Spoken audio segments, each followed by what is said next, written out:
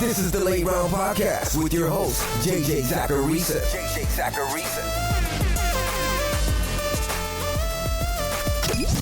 What's up, everyone? It's JJ Zacharisa, the editor-in-chief at FanDuel and at numberfire.com, and this is episode 575 of the Late Round Podcast, the many shows that are part of the FanDuel Podcast Network.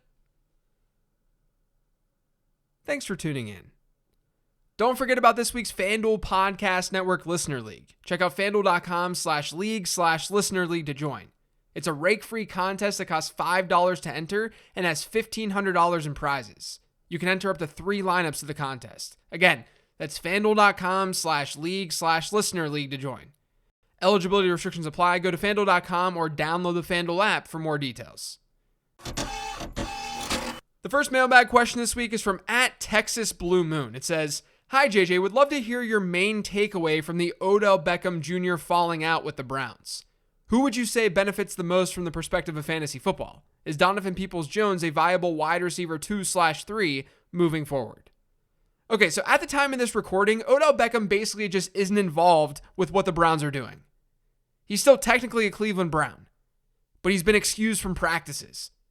I think at this point, we can expect that he's played his last down for the team.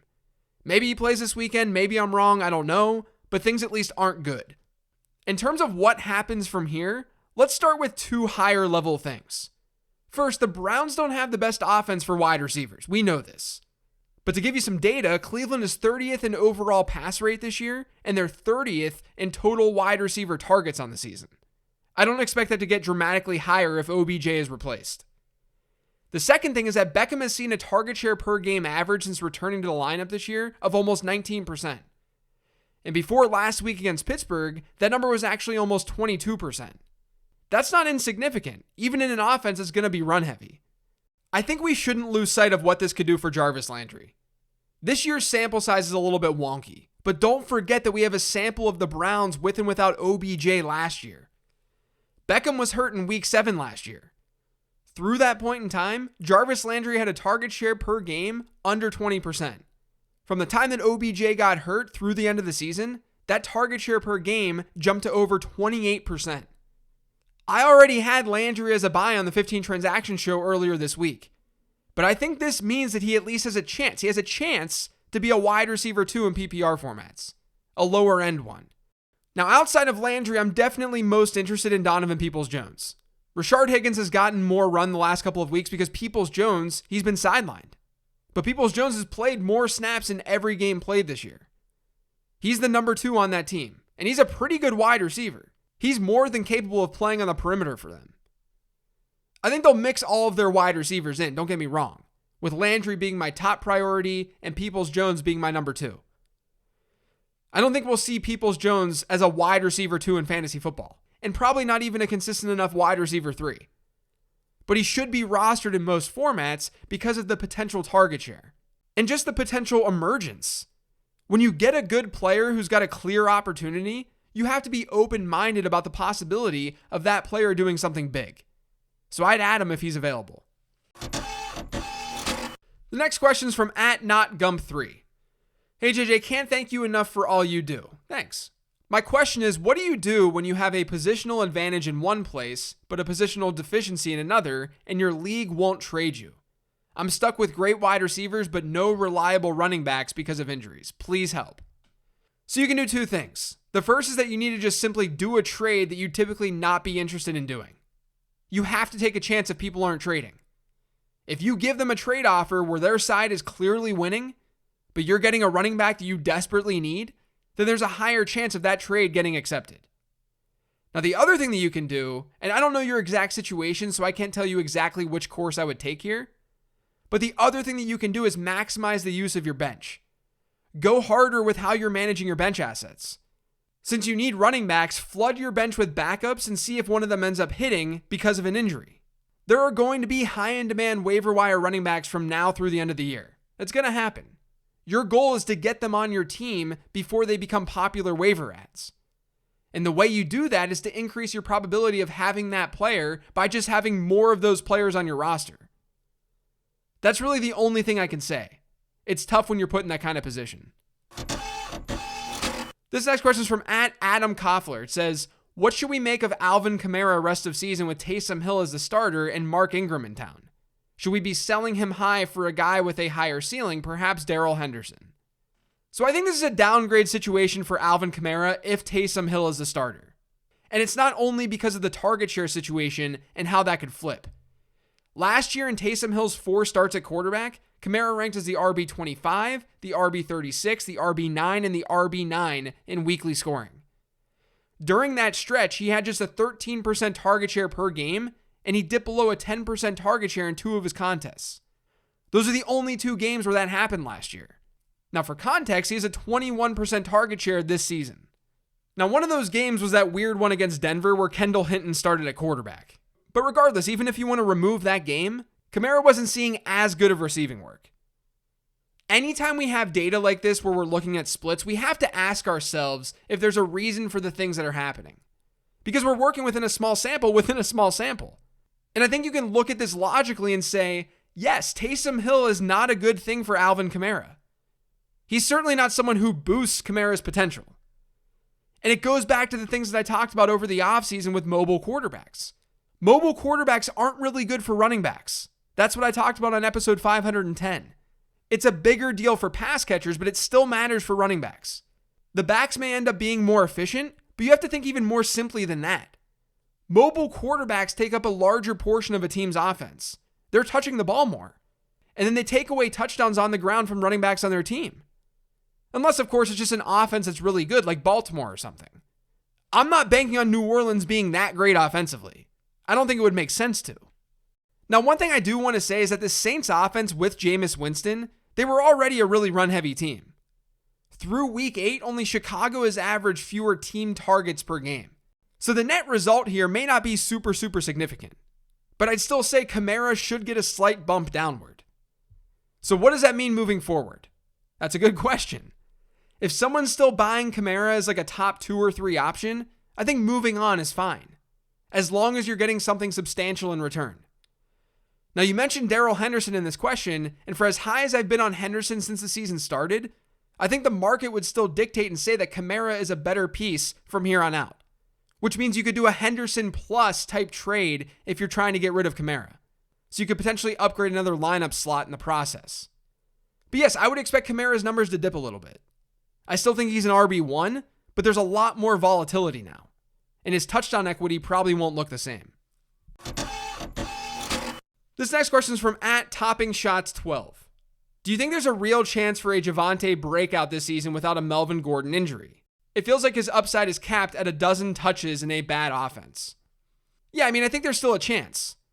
If Denver's not in the playoff picture, they may want to go with Javonte Williams and see what they've got. Or at least give him more of that Gordon workload instead of this complete 50-50 split.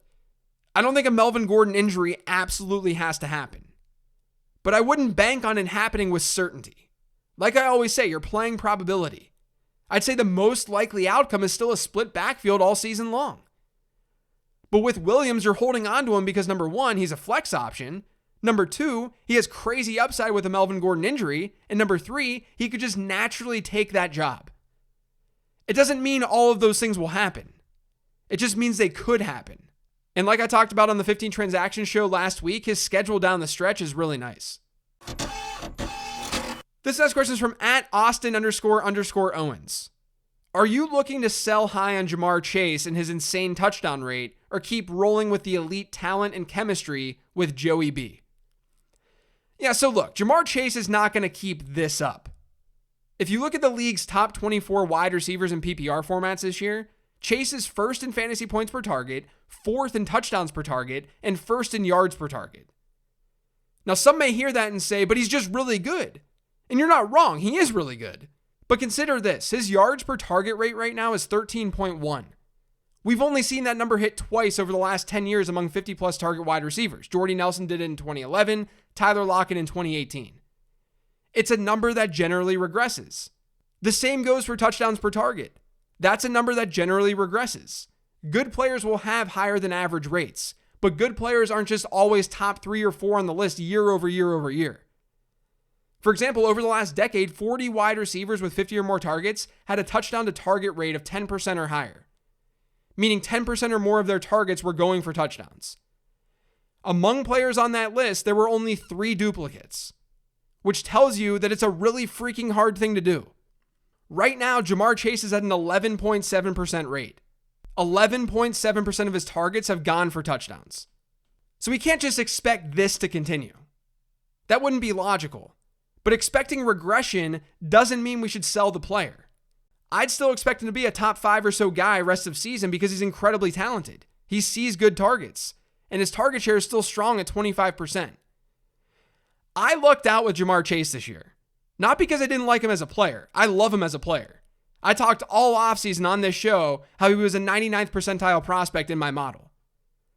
But I didn't go all in on him in redraft because I didn't think it was necessary. Before all the drop issues in the preseason, I actually thought his ADP was a little bit too high. And then I actually ended up buying a lot of Ja'Marr Chase because no one wanted him. They wanted nothing to do with him. I just reacted to the market because the market was reacting so strongly to those drop issues in the preseason. So now I've got him on a lot of redraft teams because of how the market reacted. This is why it can be tough to give general fantasy advice. It's just as much about the market as anything else. Now, I know you guys don't care about my fantasy teams, so let me get to the punchline. I'm not actively trading him where I have him. He's a very valuable piece in fantasy football, even with regression. This next question is from @BigTime_Tim. If Adrian Peterson gets 80% of Henry's rushing work, is he automatically an RB2? Or was Henry playing so far above points expected that it's not a sure thing? We can't make many assumptions about a player replacing a complete outlier like Derrick Henry. I also don't think we should make any assumptions about a player taking 80% of Derrick Henry's work. On the year, Henry was averaging a 95% running back rush share per game. 80% of that would mean that Adrian Peterson would see about 3/4 of the Titans' running back rushes, when just 8 running backs, including Derrick Henry, have hit that per game this year.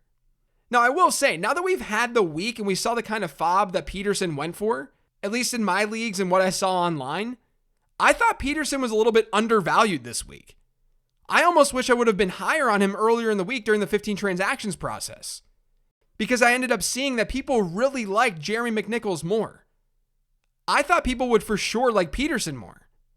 Now, I did like McNichols more in PPR formats specifically, but I didn't see it as some like 90-10 type of thing where I was 90% sure McNichols was the better ad. I would put it more at like 60-40. So I ended up getting Peterson in a lot more leagues than I expected. But again, no one cares about my fantasy teams. But I'm not expecting the world. I just think he's in a spot where he can see 12 to 15, maybe 16 rush attempts per game while also being the goal line back. And that can be good enough to be a fringe RB2, if it happens. I just wouldn't think in terms of 80% of Derrick Henry because this offense isn't going to operate the same way, even if they say that it will. At the very least, the backfield is going to look a lot different than it did with Derrick Henry because they're going to utilize their backs completely differently. This next question is from @Abogovich. Hey, JJ, can you talk about league winners / handcuffs? I feel like more often than not, these high upside handcuffs perform at lower than expected levels. What should we be looking for? I feel like our expectations sometimes far exceed the actual outcomes. Thanks. Yeah, they do usually perform under expectation. Years ago, I did a study on handcuffs. What I found was that even when an injury occurred to a running back, a top running back, even when we had an opportunity for their handcuff to step in, those handcuffs didn't do a whole lot. Because there was likely still a split backfield, or because they just weren't very good. They're backups for a reason. There's a lot to that study. Like, I analyzed top 12 running backs by ADP, and I looked at where their backups were being drafted to determine if a player was a handcuff or not. But it's very rare for true handcuffs to ball out, which is why I always preach about targeting backs in ambiguous backfields. And look across the landscape right now. Yes, we'll all remember Chuba Hubbard being an RB2 while Christian McCaffrey was out. I'm not denying that handcuffs can work. Alexander Mattison had a couple of great games this year too. And I'm not even saying that handcuffs shouldn't be added. I'm more against drafting handcuffs, especially high-end handcuffs, because of expected value. But look across the landscape. Elijah Mitchell, ambiguous backfield. Leonard Fournette, ambiguous backfield. Michael Carter, ambiguous backfield. Chase Edmonds, ambiguous backfield. Cordero Patterson, sort of an ambiguous backfield. At least Mike Davis wasn't some high-end player where Patterson was a handcuff. Darrell Henderson was even part of an ambiguous backfield once they got Sony Michel. You can get usable weeks here and there from handcuffs, but you can't guarantee those are happening at the beginning of the season. People who drafted Alexander Mattison were pretty fortunate that there was a Dalvin Cook injury early on, because otherwise they'd just be holding on to Mattison for weeks and weeks without any usability. I mean, how many people with Alexander Mattison right now are starting him this weekend? He has zero usability as long as Dalvin Cook is healthy. And you know what happens when people hold on to handcuffs when their starters aren't getting hurt? People drop those handcuffs. I've picked up Alexander Mattison in home leagues this season. And for the vast majority of you listening to the show, that's your league. You're trying to beat your buddies, your coworkers, and your neighbors. There's not a one-size-fits-all strategy here. I can't be clear enough about that. There are leagues where drafting handcuffs makes sense. And there are handcuffs where their costs are so low that it's fine to throw that dart. Chuba Hubbard was actually a pretty good example of that this year. That pick was way more defensible, even without the benefit of hindsight.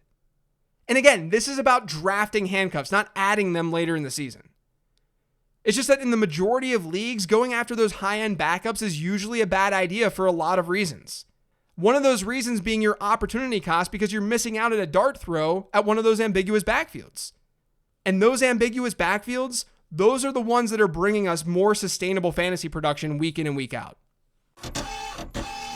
The last question this week is from @JYorkie39. Do you consume fantasy content from other analysts? If so, whose content do you find yourself prioritizing? Has anyone's work especially influenced you either today or early in your career? I figured I'd end on something that was a little less advice-driven this week, because I actually get this question quite a bit. I admittedly don't consume a ton of fantasy content in season. I just don't have the time to do it. It's also kind of nice because it doesn't influence the things that I say on the show. I'm just giving you guys my brain, no one else's. And by the way, that makes this podcast really exciting for me each episode. I don't know how many of you guys know this, but I put this show together completely by myself. I come up with the topics, I come up with what I'm going to say, I do the research, I record it, I edit it, and I publish it. No one else listens to this show before it gets pushed to everyone. It's kind of scary.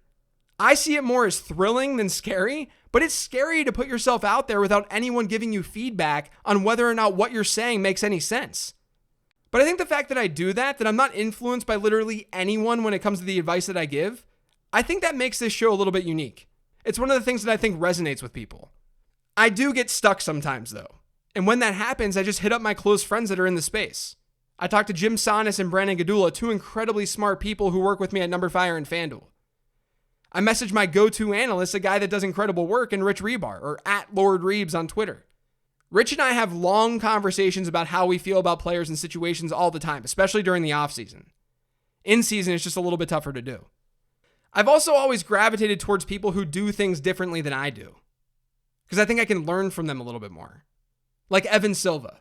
It's not that Evan's not numbers heavy or that he doesn't care about numbers, but the thing that separates him from other people in this space is that he just knows more about football than you do.